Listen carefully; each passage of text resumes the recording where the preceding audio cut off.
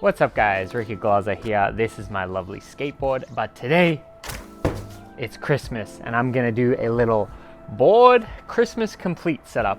So I've got all my lovely utensils here. I got the board, I got the grip, I got the trucks, I got the wheels, bearings, hardware, and the tools. So yeah, I thought we could have a bit of fun, just kind of vibe. I'll try not to edit this too much. I'm trying to be a little bit more authentic with you guys and just less edited and more raw.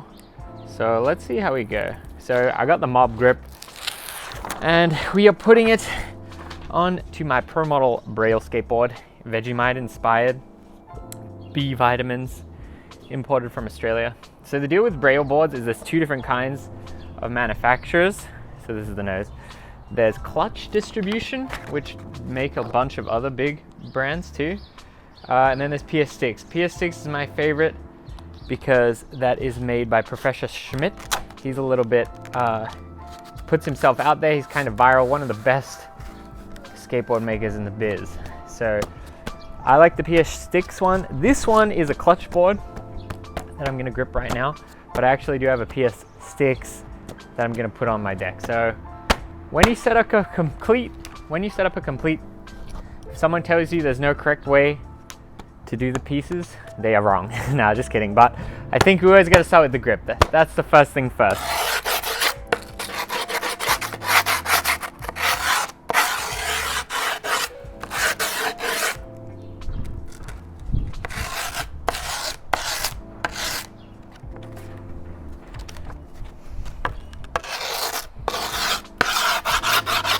So I remember as a kid, I actually used to be afraid of doing grip.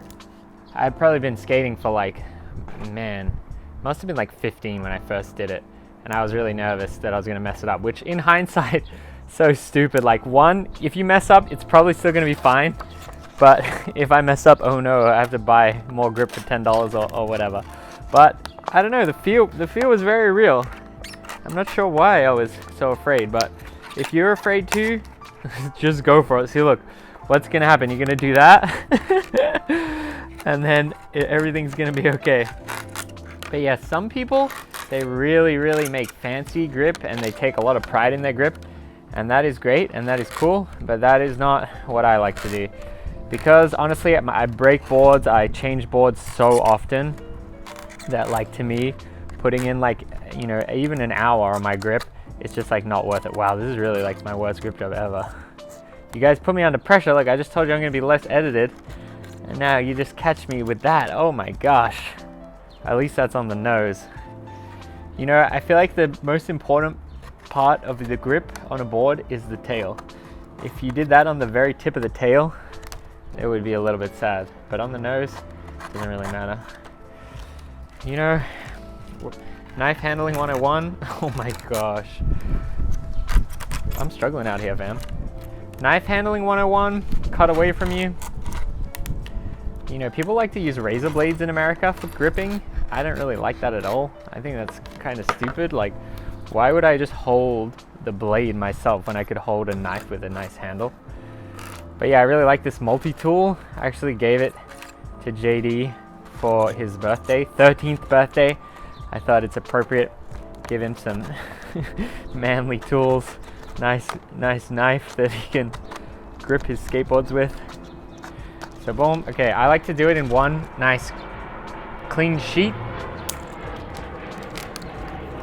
Then what I do, I always do the same thing. I fold it up like this, and I kind of sand down the nose of the grip thumb a little bit, just a little bit, and then we can go around the edges if we're trying to be cool.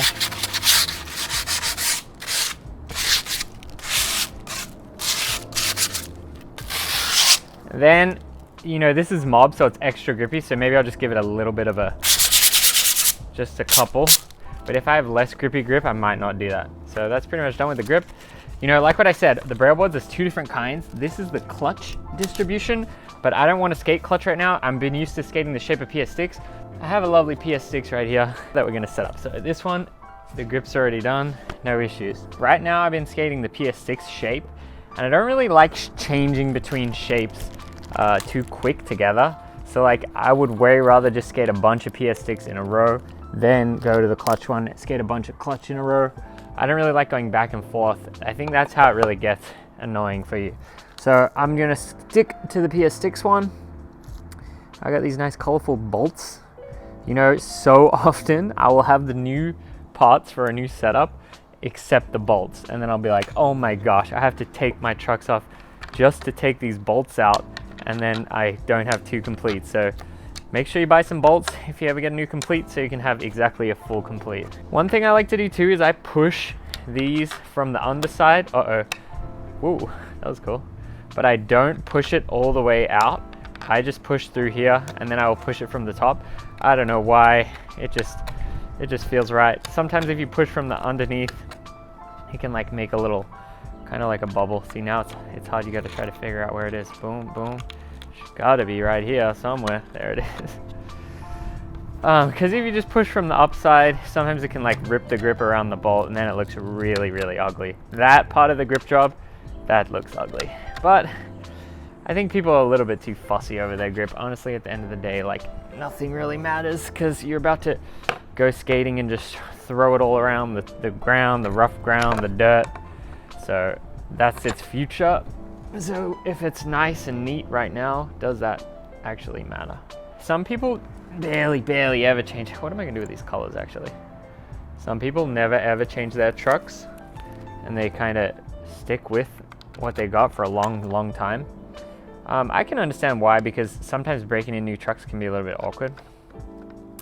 But yeah, this board and all the boards I ride are 8-inch. So we got the 8-inch trucks too. Sometimes people will ride like an 825 board with 8.5 trucks or 8-inch trucks and just like mix it up. But I really like the primo of the board. And what I mean by the primo is when it's on the side like this, I really like it to be level. So for me personally, I wouldn't do that. But you know, I do like those people, because it's always cool to just be trying new things, because you never know like when something is gonna really work out, and then it's cool to just experiment. So even things that I never thought of when I was a kid, I see people talk about they have their front truck looser than their back truck, and then they feel like the back truck, they want to have all the stable control, but then the front truck, they want to have the quick turning. And hey, that makes a lot of sense. Honestly, I never even considered doing this ever in my whole life. I just always think you want them to be the same because symmetrical. But you know, when you think about a board, twin tail is becoming popular now, but it definitely didn't used to be. And I think it's cool to have a nose and a tail. They do both have different uses, you know. It's okay, boy. I went the blue and the green on the front, and the red and orange, I guess. It's kind of like brown on the back. I don't know why. Who knows why anything else does look kind of cool. I always like to have a marker so I know which end is the front easily, because when I'm trying a trick, I really want to just focus on trying the trick. I don't want to have to be thinking about anything else, and if I accidentally skate the board backwards, I waste my caveman, I waste my run up.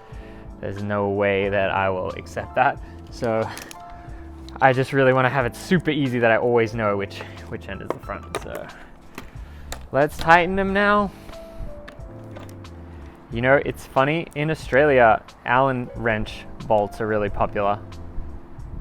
I guess we call it Allen key. But here, it's all just Phillips head screwdriver.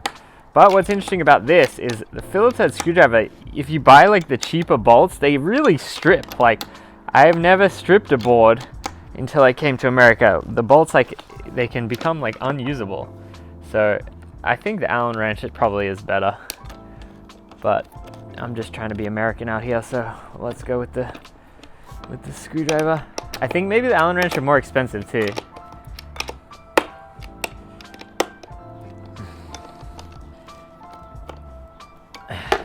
Yeah, this T-tool, it has like a wrench mechanism, so you can go like that, which is cool.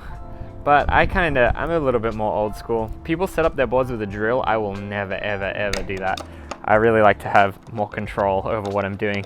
So I don't really like using the wrench either. But I hate plastic T-tools. I love metal ones. I really don't like doing it with a plastic T-tool. I actually had my childhood first ever T-tool. I think I got it with my first ever like proper setup, and I had it for literally like years and years and years, probably like 15 years. And then one time I caught a flight where I didn't have a checked bag, and they made me throw it out just at the airport. I was so bummed. I mean, maybe I should have just checked the bag just to keep my little piece of plastic T-tool, but that was a real shame. So yeah, I mean, you guys know how to grip a board. You want these to be flush. You want to do it in that what they call the star pattern. Anyone who knows about cars knows about that. What that means is you don't want to screw that one in, then that one, then that one, that one. You want to go across that one, then that one, that one, then that one. But yeah, a little bit of elbow grease, you know? If you ain't got elbow grease, then what's the point of all this skating nonsense? I don't even know what I'm saying. So I post on Instagram that I would answer some questions. I guess we could do that right now. Let's go to the start. Who inspired you to skateboard? Okay, so I guess the official, look, I'm about to go against what I just said. So I guess the official answer is Mr. Tony Hawk, because my mom was friends with these surfers and they were kind of teaching us how to surf. We were friends with them. We went to their house. They're playing Tony Hawk's Pro Skater 1. And then I watched them playing. I see the videos, the intro videos, and I'm like, oh, like this is what skating is. You do tricks and stuff. Whereas before, I just thought you kind of just roll around. It's kind of like surfing, you just do whatever. I didn't really understand. Maybe I thought you could do an ollie, but I didn't really understand like the whole purpose. I mean, there is no purpose, but the whole purpose is to do tricks and do these cool like stunts. So then I seen that, and I was like, dang, I gotta learn how to ollie. And this is when I'm like, it was 99, so I'm 8. And then me and my brother were really trying to learn how to ollie, trying to learn how to drop in. And yeah, just pretty much from then on, that's how it went. Do you think skating is a sport? All right, I'll happily talk about this for hours and hours. Do I think skating is a sport? Well, first of all, let's back it way up and realize that whether something is a sport or not is not negative. If someone says something isn't a sport, that is not an insult to that thing. Being a sport is not the end-all be-all of their existence. I should say, look at these cool wheels. These are Skate Like a Girl Spitfire wheels. I just bought them right now at the store. 99 durometer, 53 mil. If you guys can tell the difference between 99 and 101A, please let me know what it actually is, because I wholeheartedly, honestly do not really know. I do not understand. I know it's something to do with the hardness, but maybe I'll make a vid about that. Blind test, 99 versus 101, and see if I can figure it out. But honestly, I have no idea what the difference is. This is the first time I had colored wheels in a while too. So, very color. Maybe I should have put some more colorful trucks on, then I could have had complete, very colorful. But anyway, is it a sport? So not being a sport is not necessarily negative. So I would say something like dancing, absolutely not a sport. Because as long as humans have existed, some kind of dancing has existed. So for you to go back to these early humans that are dancing and to say, oh yeah, they're training, they're competing in a sport, to me that's completely nonsense. And then now to say just because there's all these competitions, there's all these rules, now it's become a sport over time, I don't think that's valid either. I think dancing is its own thing that is greater than a sport. Do I know the correct term for it? Probably not. Like people sometimes say it's a lifestyle. I mean, dancing's not a lifestyle, but it's just like an innate thing within you. And I think skating is closer to that than a sport. So I don't necessarily think just because a game of skate has a winner and a loser, just because some Olympic committee says they will put the skateboard competition in, I don't think that necessarily makes it a sport. And I think it's perfect not being a sport. When I'm a little kid and going skating, I'm not training for a competition to beat other people. I'm not training so a judge gives me the maximum points. Like, I'm just having fun with a toy, you know? Like, that's literally just as simple as it is. I'm having fun with a toy. So if this becomes a sport, I mean, like, that's the one way to view it, I guess, but that is definitely not my view. But yeah, I think it's interesting. People get very hot when you tell them, no, it's not a sport. They say, oh, F1 is a sport and they're just sitting down. Skating is physical exercise. But yeah, and I think it's greater than a sport. And I don't think sport is the end all be all. Skating just is its own thing. Andy Anderson, he always says, when people say that, he says, skating is closer to a puzzle than a sport. It's something that you're learning and trying to figure out, and there's all these different aspects to it. Not something where you're trying to just beat other people and abide by the rules. So yeah, I got the FKD bearings. Shout out to them. It looks good in these wheels, huh? These wheels are pretty cool. So yeah, what I typically do is when I change my wheels or bearings, I'll just undo one wheel and put all the bearings in on the same axle at once, so I can do it all at once. And then I will put them in so you can actually just put it in the truck like this. And then boom.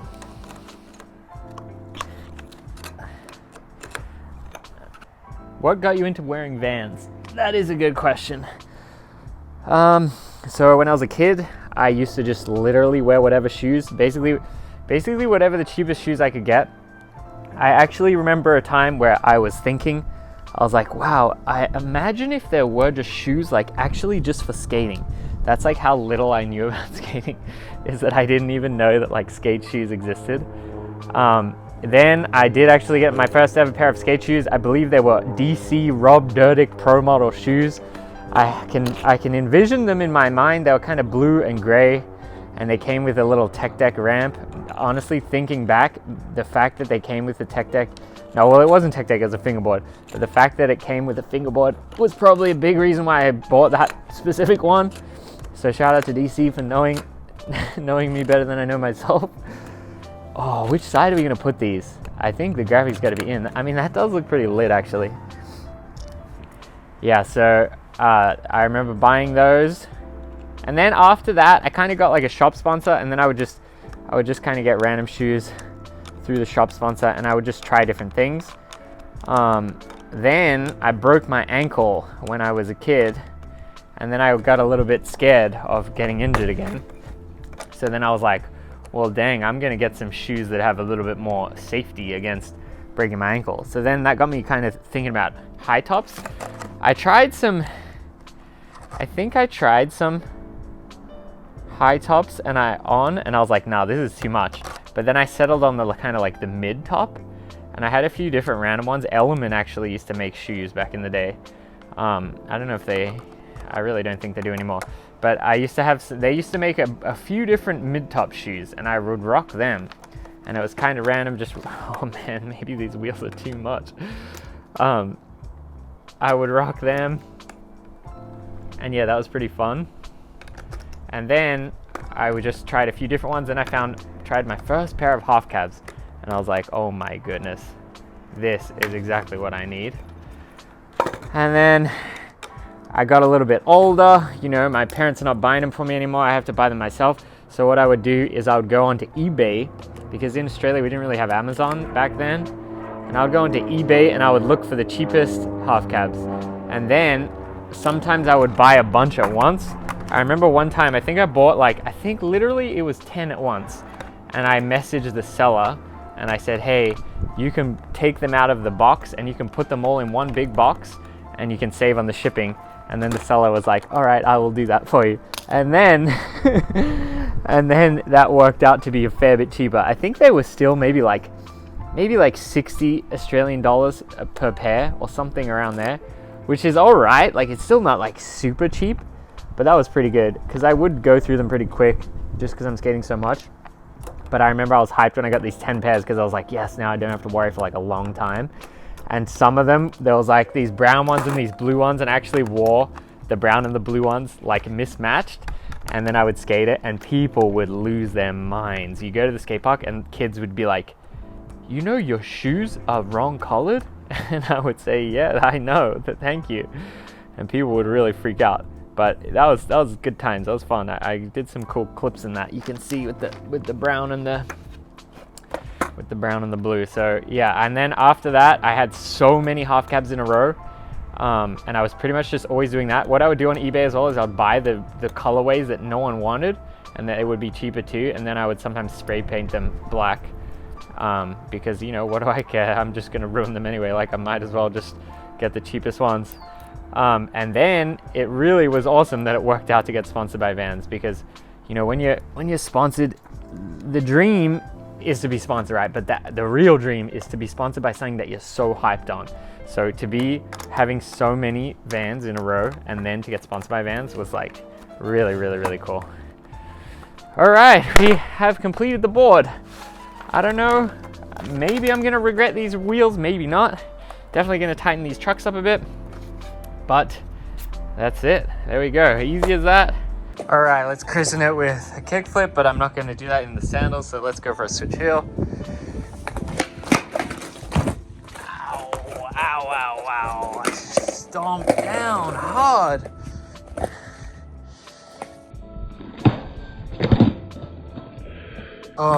That'll have to do. Out with the old, in with the new. Check out some of my other videos. If you enjoyed this, let me know what formats you want to see from me. I like skating.